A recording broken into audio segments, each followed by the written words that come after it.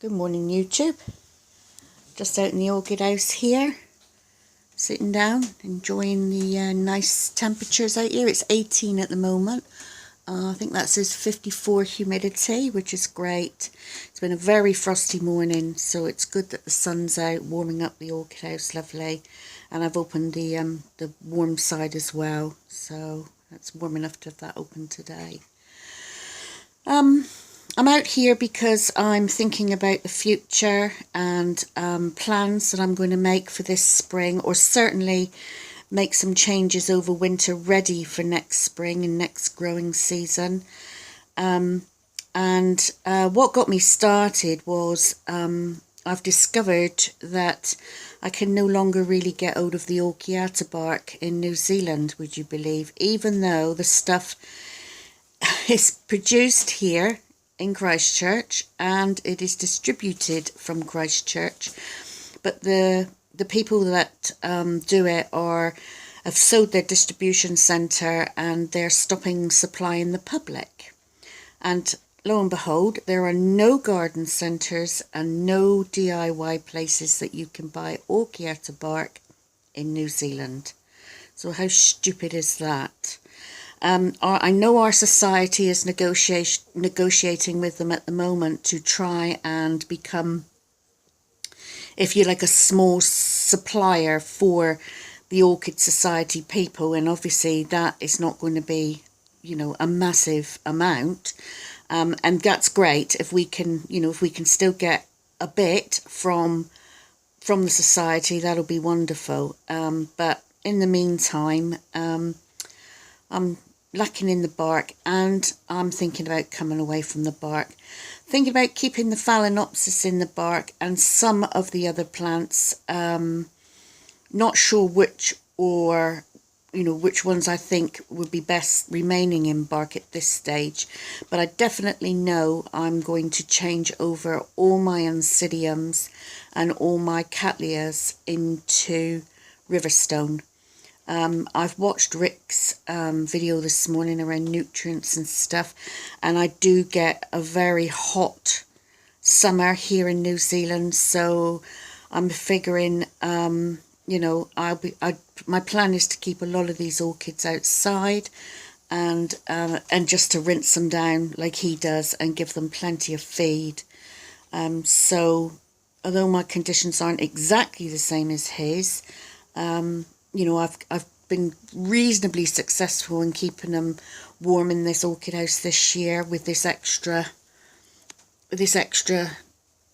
tunnel house, or not tunnel house, like plastic greenhouse. And if necessary, I can get another one and put it there, purely for the winter, just to keep them cozy.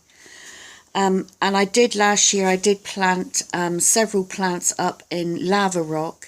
And even that was really difficult to get hold of. They call it scurrier here. And I couldn't get the large size. I could only get like the small size. But the plants I did put in it have not suffered. They've done really well. I'll just get up now and show you a few of them.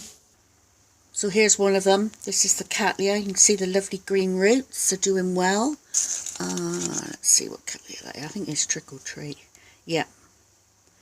So, I think seeing that one's doing okay. The one next to it is perking up as well. I've got some, there's a new growth there. And also the pumice. But even the pumice, that size pumice, is extremely hard to get hold of. I've rung around all the garden supplies, all the garden centres, and nobody does that size pumice.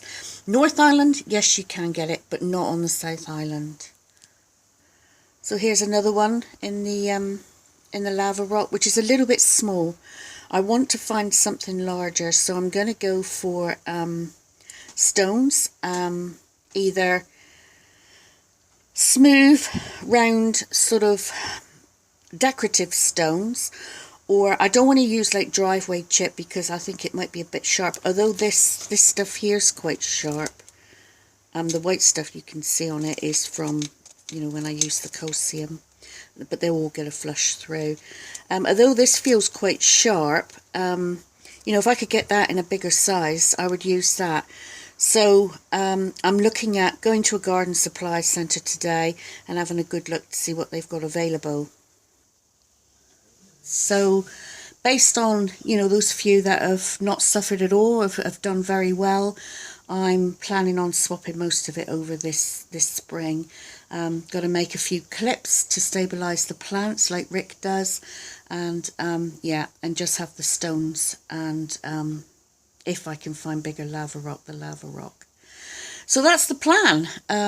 Quite excited about doing it. It'll be a major job. Got quite a few plants to do, but that's okay.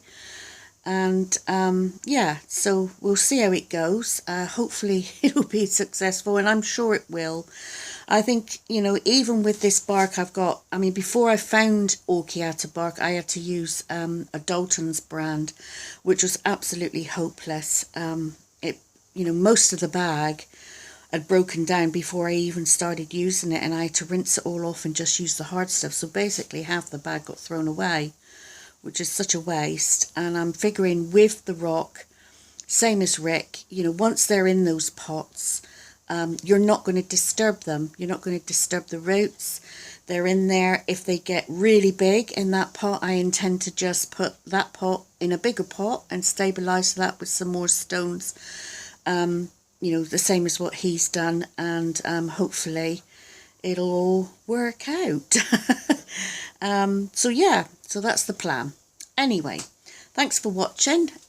Please like or dislike and subscribe, and I'll catch you later. Bye for now.